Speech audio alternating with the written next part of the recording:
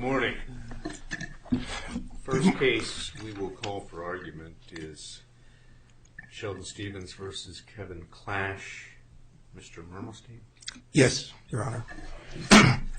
May it please the Court, and my name is Stuart Mermelstein. I represent the appellate Sheldon Stevens. I would like to reserve 3 minutes for rebuttal. Granted. This is an appeal of orders granting motions to dismiss pursuant to Rule 12b-6 based on a statute of limitations. The case alleges the sexual abuse of a minor and brings claims under federal and state law.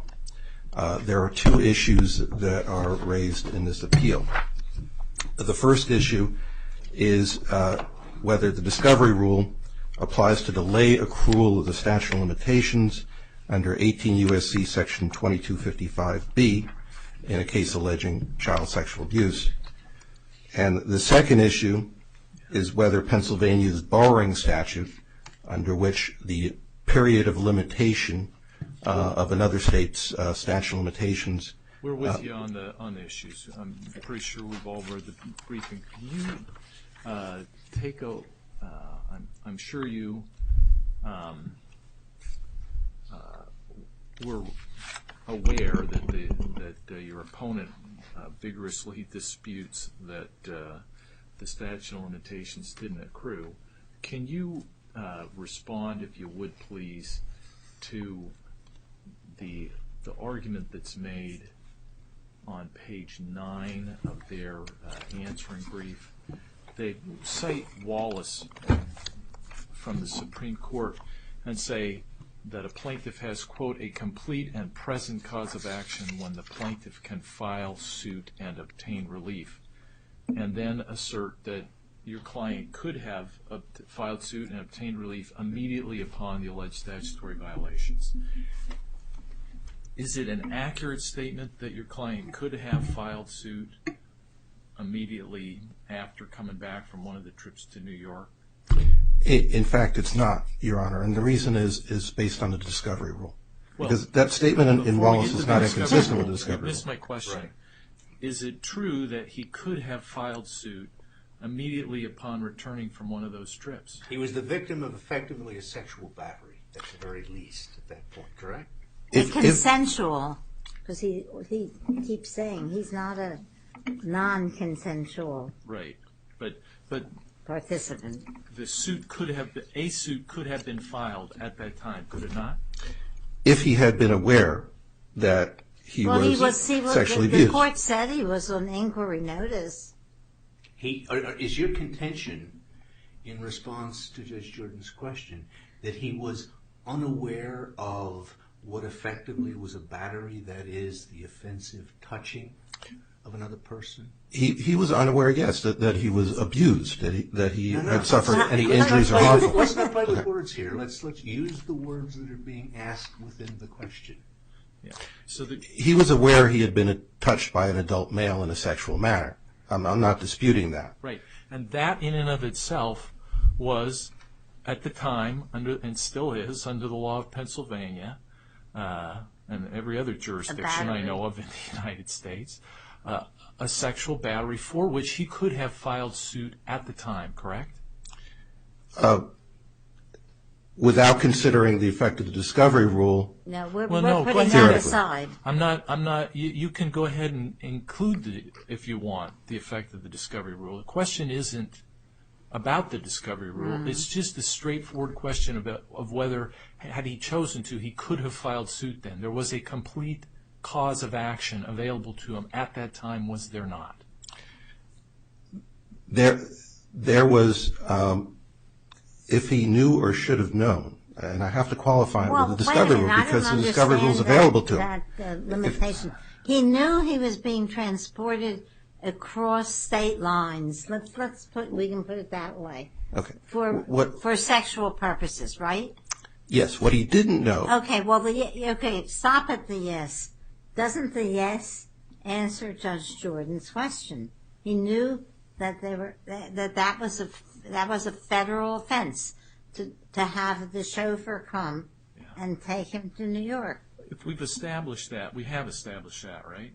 Yes, he was 16 years old. He was touched by an adult male. He was transported across state lines. He was aware of that, yes. Accrual of a claim here, And- under probably a number of And statutes. the answer is no, because the accrual occurs when the plaintiff knew or should have known that he was injured, number one, and that the injury was caused by the violation of the statute. Well, language from one of our Graham cases talks about accrual occurring once events satisfying all the elements of the cause of action have taken place.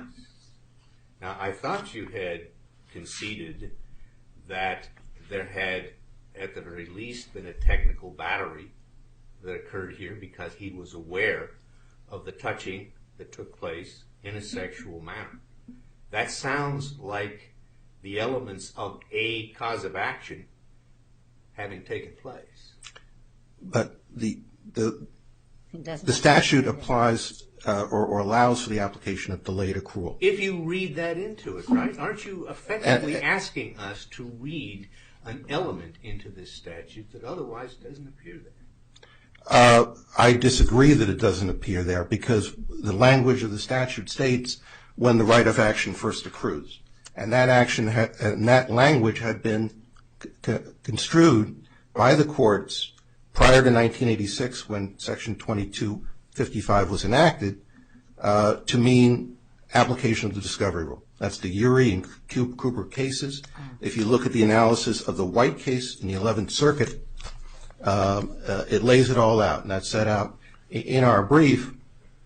And essentially, when the How should we view the Supreme Court's TRW opinion with respect to this case? As in that what you're asking us to do is determine whether or not there's a discovery rule in a statute that is silent as to the existence or the applicability or the inclusion of a discovery rule.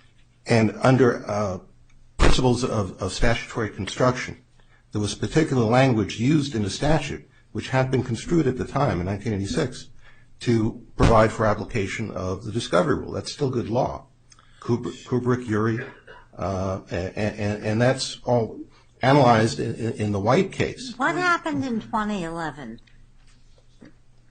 You say that in 2011, all of a sudden, he got this understanding.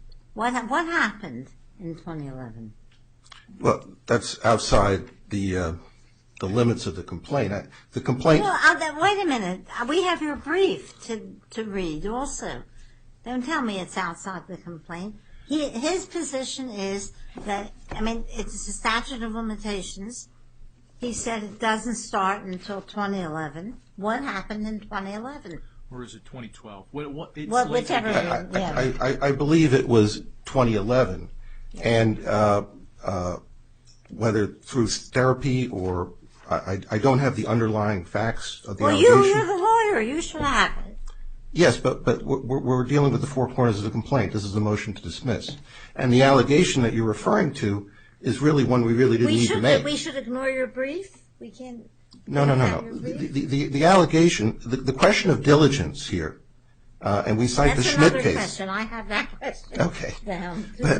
But again, it wasn't our client's burden to show his diligence in the complaint, but it sets out. You're appealing, and you tell us that the statute of limitations starts to run in 2011. Okay, what happened in 2011? He knew the chauffeur was coming to get him numerous occasions. We're not talking about one occasion or two occasions. This is repeated from the very beginning. Well, what happened in 2011 would have been when he first became aware, realized the connection between the violation of the statute and his injuries.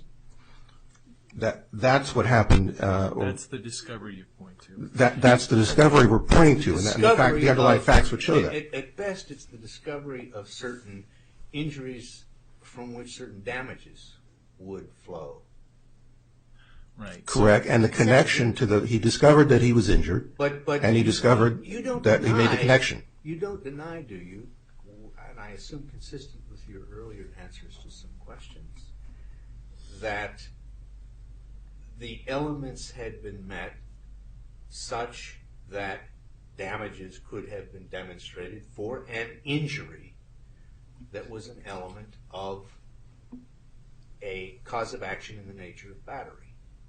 So the sequence of events you're suggesting seems to be, if I understand the concession that I thought you made, that there would have been a cause of action accrue at some earlier date from which damages could flow, but that until the discovery of the psychological component to this, until that accrues later on, is there a separate cause of action arises out of that, or are we simply talking about damages that weren't apparent to it? Well, I think what I acknowledged earlier was the plaintiff's What you awareness of the acknowledged underlying was facts. the awareness of The facts. a battery. Right, the facts underlying the claim. Of a touching of a sexual nature. Right, and what he wasn't aware of was that this was injurious to him, or making connection from his injuries to the abuse. Now, there are statutes that I cite or cases in the country that recognize the delayed discovery doctrine in cases of child sexual abuse, and these same questions are present in those there cases. are lots of cases. In fact, there are many states that have statutes that specifically provide for certain statutes of limitations that extend those. And in 2255, the argument is made by your opponent, which was accepted in the Southern District of New York, that 2255 actually contains an exception and an extension in the statute of limitations, that it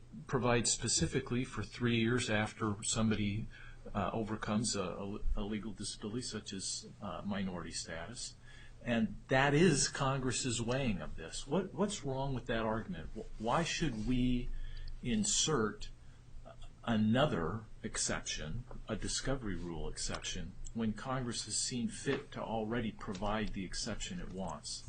Well, the statute's written in the disjunctive, the 3 years after majority, after reaching the age of majority, or 6 years from when the right of action first accrues. Now, Congress recognized in 2255 that what it was granting a civil remedy for was a variety of statutory violations, many of which, or most of which, involve compliant sexual activity. That doesn't respond to Judge Jordan's question, to ask his question in a different way. Why doesn't the inclusion of the 3-year extension suggest that Congress had every opportunity to include what you are suggesting exists here, considered it, and chose only to include a 3-year extension based on legal disability? That would be reading a great deal into it, number one. Number two, Well, the it's language, just the right of language. action He's first not accrues. His question doesn't read anything into it. It just says, this is the language that I'm looking at, and why does he have to, but why should he be, why is Judge Smith's question reading something into it? Because, if you look at the language, when the right of action first accrues, again, that's discovery rule language. That's established in Urey and Kubrick. That the legislature, Congress, used that language intending that a discovery rule be applied to the 6 years. We understand that. Well, one more question. Sure. Yeah, that's all right. Let's see what's up. Okay. We'll have you back on rebuttal, Mr. Oh, his time's over. Mr. Berger?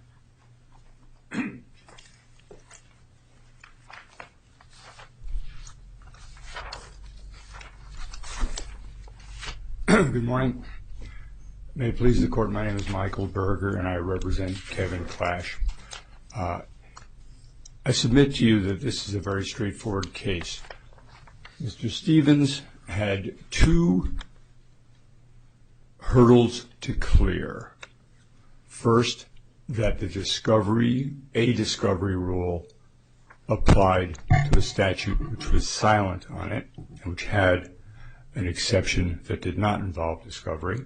And second, that the facts pleaded by Mr. Stevens made that discovery accrual rule exception applicable to him. Mr. Berger, let Yes. me ask you a question right at the outset. There's a jury possibility in this kind of case, right? Did the plaintiff waive the jury? I don't have the, as part of the record, I don't know if he made a jury, I think he did, but I just don't remember. Isn't there a factual issue here that should go to a jury, i.e. what happened? Absolutely not. Go ahead, tell me why not. Sure, okay. Tell us. Of course. To begin with, as Mr. Mermelstein admits at page 9 of his brief, absent a discovery accrual rule, his federal claim is time barred, period. And the Pennsylvania statute, which I'll get into later, also makes it time barred. So if there's no discovery accrual rule, and Judge Codal, in a very well-reasoned, scholarly opinion, Judge Connor, demonstrated. wasn't it? Connor. No. Judge Codal in the Southern District on the issue of whether the discovery rule applied. Every court, a unanimous Judge Codal himself, a unanimous Second Circuit in affirming Judge Codal's opinion, and Chief Judge Connor, in an extremely detailed and thoughtful opinion, also said that even assuming that a discovery rule applied, it would not apply. Right. Yeah. But that doesn't our precedent at least suggest that the discovery rule is the default position here? No, I don't think so. And that absent some contrary, I'll give you the exact language, that absent a contrary directive from Congress by explicit command or by implication from the structure and text of the statute, we ought to apply discovery? I don't believe so, for several reasons. First of all, TRW, in effect, counsels against it. But Judge Codal didn't hold that. TRW didn't hold well, I submit it can be easily read to suggest that you can't infer. Justice Scalia's separate opinion might be read a little bit stronger, but the majority. Okay. But in any event, it's clear that that there are a number of ways other than expressing a statement like there is no discovery rule by which a Congress can evidence its intent not to have it. All right. Yeah, That's all I'm concede saying. you that. Okay, fine. I was asking as a predicate whether or not whether there seemed to be a default position unless, and the unless is what I think gives rise here to whether there's a contrary directive or something else in the structure. Sure. of the Well, statute. if I may, I'd So like what- to address that. Sure. Okay. Okay. All right. Start, as Judge Codal did, with the proposition that the statute is silent on it. And it was silent on it after all of the other cases, depending on the specific statute, because it was amended a couple times. But it was Can done. I ask you to Yes. interrupt you just for a moment? Sure. You say it was silent on it.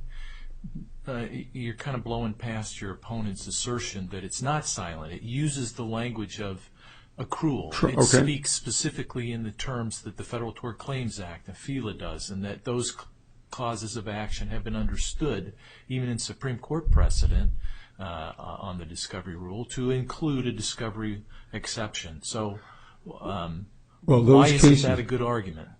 because even those very cases say that the term accrue doesn't shed so much light on it because it is read, as I believe the panel has correctly concluded, or I Just suggest. asking questions. We haven't Sure. concluded anything yet. No, that accrued means legally enforceable. I mean, I think that's at least what I understood these cases to mean, and what I understood the thrust of your questions to be. But in any event, I submit that accrual itself becomes legally enforceable. And so what Congress was doing, I think Judge Codal concluded this, was saying that it doesn't need to inject anything else because it provided a remedy at a time when the case became legally enforceable, when a battery occurred, and the person understood he was a victim of a sexual assault, regardless of his alleged later connect the dots subjective awareness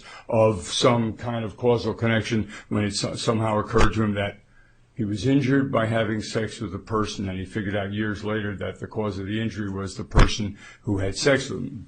Put aside that circular analysis that the Shova court rejected and every other court has rejected, but that has addressed the issue. But getting back to Judge Kodal and the issue of the accrual, the statute is silent except for the word accrue, and I say that's dealt with by reason of the fact that accrual means legally enforceable. Second, Congress was aware of other state statutes and of decisions dealing with the discovery rule, and it came up with an exception. As Judge Jordan just said, it said that there is going to be an exception. It created a safety valve for minors to allow them to go through the period of disability until their majority in that 3 years. That's what you agree with Judge Kodal on that, Absolutely. Go further. Even if the discovery rule applies, though, the Second Circuit hung its hat on a lack of diligence, and I want to ask you if that is a sound reasoning that we can rely on in light of the recent decision from this court in Schmidt, which was careful to say it's wrong to make a plaintiff plead around an affirmative defense. We're not supposed to be doing that. And so to ask the plaintiff to have pled in the complaint reasonable diligence is an unfair and inappropriate burden to put on the plaintiff. What's your response to that? Well, I would say that Schmidt was legally and factually different in so many respects. I'd like to. It's certainly factually distinct. Sure. Get to the sure. I'm Okay. trying to get you to get to, please. Okay. It was a fiduciary claim, a breach of fiduciary duty, where Schmidt, for lack of a better term, was sandbagged by the people who, by management, because he was a shareholder. He was convinced on the basis of announcements that his shares were only worth a couple of pennies. Sure, I'm Right. familiar with the Okay. facts. I'm Then trying to there get were you several. away from facts Sure. to the legal principle. The legal principle announced in Schmidt, as I understood it, was, and maybe there's a nuance to it that you can point us to, or a distinction, that you shouldn't ask a plaintiff to plead reasonable diligence in the ordinary case. And what I'm saying is, well, first of all, Schmidt itself, this court, in Schmidt itself, it said that there is a lower standard for a plaintiff in a fiduciary duty, and that's the actual text of the case. So it's clear that or it's weaker, I think they use the term, weaker requirement. But getting back to the issues in Schmidt, he had no way of knowing, in contrast to Mr. Stevens, who knew instantly that he was a victim, and under Doe versus Boland, the Sixth Circuit case that Judge Conner relied on, it was clear that he understood he was a victim of that. Judge Kodal found that, and I submit the Second Circuit did. But Schmidt had no way of knowing the things that he later learned. Are you suggesting something about the face of the complaint when you say that? I'm trying No, to I'm get at saying- it because I'll read you the language Sure. of Schmidt. While a court may entertain a motion to dismiss on statute of limitations ground, it may not allocate the burden of invoking the discovery rule in a way that is inconsistent with the rule that a plaintiff is not required to plead in a complaint facts sufficient to overcome an affirmative defense. And I don't have a quarrel with that concept, but he did. So statute of limitations is an affirmative defense. What is it about your case that makes it okay for Judge Conner in this case, or the Second Circuit in the almost word for word same complaint up Right. there to say even if discovery rule applies, you didn't show diligence? What's the problem? Because the facts that Mr. Stevens did plead show knowledge of victimization, which itself triggered accrual. Okay. Second, it showed constant awareness of the process. He was aware that he was being asked to come into New York, so he had storm warning, and he was having sexual contact. So you're saying the face of the complaint makes it appropriate to put that burden on the plaintiff because the plaintiff has pled things that show there was an accrual and therefore there should have been. Absolutely. As Judge Connor said, there's no way one could review that complaint and conclude that Mr. Stevens, who was on inquiry notice, an objective standard, and had stern warnings of the fact that he as a minor was having sex with an older man, and that he was crossing state lines to do so. He didn't even purport to claim any kind of diligence, much less due diligence. So to the extent that is the test, he flunked it. So let's shift over to the state law claim, because so far we haven't talked about that. Sure. But there's this interesting question of whether the tolling rules of New York State or the tolling rules of Pennsylvania should apply. You concede, would you not, that if the Pennsylvania tolling rules apply, that state cause of action is timely? No, I don't concede that, because only the 2-year statute for non-forcible compulsion would apply, and he would be out of court on that.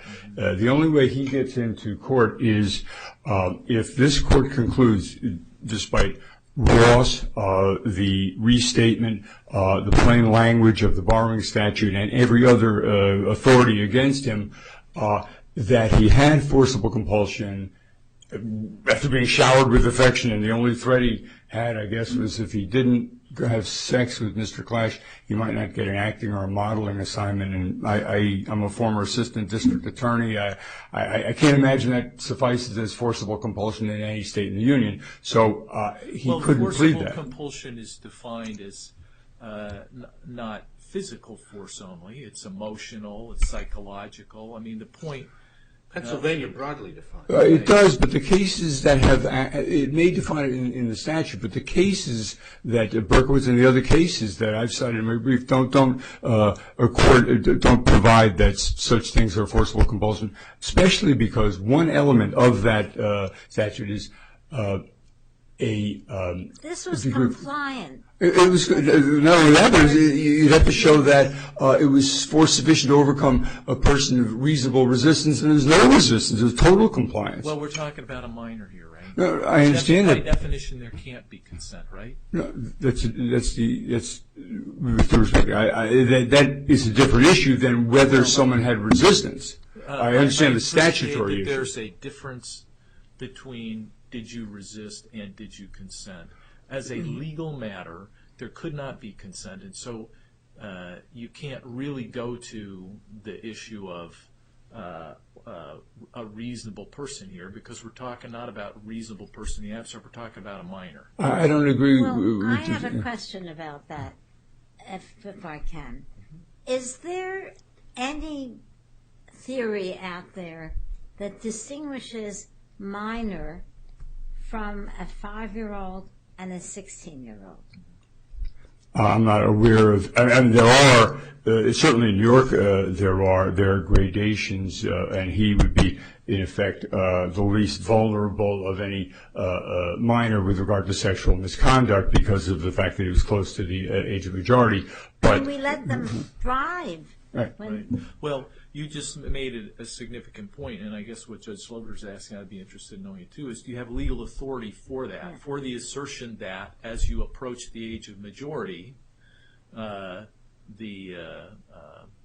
argument that you're incapable of meaningful consent has less force? I'm sorry, forgive me. I didn't mean to say that the issue of consent changes. I'm saying that the relative culpability and the age differences change in the New York statutory scheme depending on whether you're under certain ages. I'm not suggesting that there's some imputed consent or something like that. But what I'm saying is, back to your original point, original question, lack of consent does not equal force. And if it did, then every inappropriate fondling of a 5-year-old would constitute forcible rape, and it doesn't.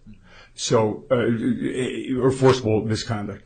And every compliant sexual activity by a 16-year-old would constitute rape if there were no distinction, and there clearly is. And the difference is they still use force, and they still use force and resistance. I'm not in my time, but if I may continue. I'm not sure what you just said. I'm saying that lack of consent. Sorry. Lack of consent. Okay. is not the same as forcible compulsion. I'm saying that there's no question but that Mr. Stevens was compliant and that he never resisted. And I'm saying that the Pennsylvania law has a resistance component in the sense that, not that there has to be necessarily shown, but it has to be force sufficient to overcome a reasonable person's resistance. If there are no other questions, I'll rest my brief. Thank you. And we'll have Mr. Mermelstein back.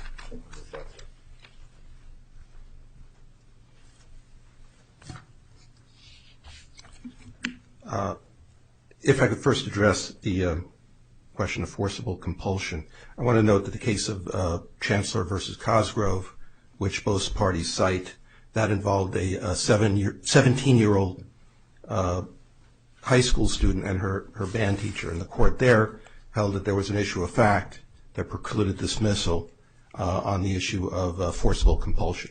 And as Your Honor indicated, you're talking about psychological, moral, intellectual compulsion going well beyond the physical. Sure, but so that presents issues of fact. You would agree, I think, that it's true that consent, an inability to consent does not mean, by definition, there's been forcible compulsion, right? Those are separate legal ideas. Well, they have to be, right? Otherwise, the forcible compulsion part of the Pennsylvania statute is superfluous.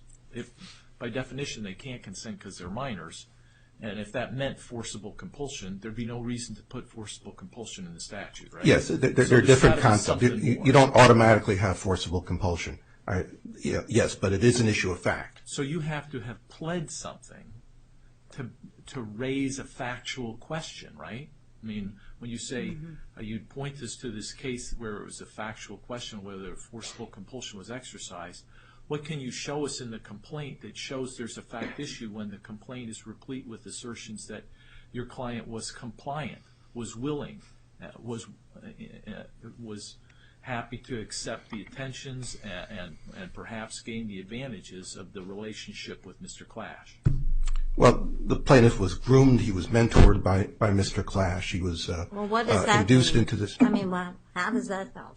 Yeah, when you say groomed and mentored, how does that get us to forcible compulsion? How does it raise a fact question about forcible compulsion? Because when you look at an intellectual, psychological compulsion, the Clash established this relationship with Mr. Stevens, and basically given Mr. Stevens' lack of maturity. Does that drain it of all meaning? If you say there was a relationship and therefore there was psychological force, then any encounter is going to be forcible, right? Where there's some relationship. Well, where there is there was a significant relationship here. I mean, if you have a one-night stand with a minor, I imagine that case would be problematic for forcible compulsion. So there is something forcible about the repetitive nature of such sexual conduct? Well, is that what you're suggesting? By referring to one-night stand, I mean that it's you could just as easily argue to the contrary, couldn't you? That the one-night stand is forcible? That the repetitive nature suggests compliance. Yes, but compulsion is not inconsistent with compliance. In fact, the two can go together when there's intellectual, moral, psychological pressure that's imposed. If we accept your theory, we are doing away with statute of limitations, because anybody could come and say, oh, I now realize in my head, but I didn't realize before, that I don't have a broken leg, I don't have anything objective that you can look to, but don't apply the statute of limitations. Well, remember, this is tied into the 12-year tolling provision after majority of the state statute. If you accept Pennsylvania rather than New York, which is like 1 year. as I recall. Yeah, we're basing this on this portion of the argument on if the Pennsylvania tolling statute applies. If the tolling statute doesn't apply, Why should Pennsylvania apply when all the acts took place in New York? well, I don't necessarily agree with that. You don't agree with what part of it? That our client That's a question. he's a Pennsylvania citizen resident. He was Yes, lured he was contacted in Pennsylvania. He was lured here. He was picked up by the chauffeur and brought to New York for purposes of the Sex Act. And the touching of which you complain took place in New York. Yes, but that was dictated by Mr. Clash. Yeah, I mean, but he determined where he was wasn't. going to abuse the plaintiff. Well, I'm not sure what difference that makes, but I also am sure that you're well beyond the period of time we allotted for rebuttal. Well, thank you. Thank you. Thank you. We will thank both of counsel for their arguments, and we'll take the matter under advisement.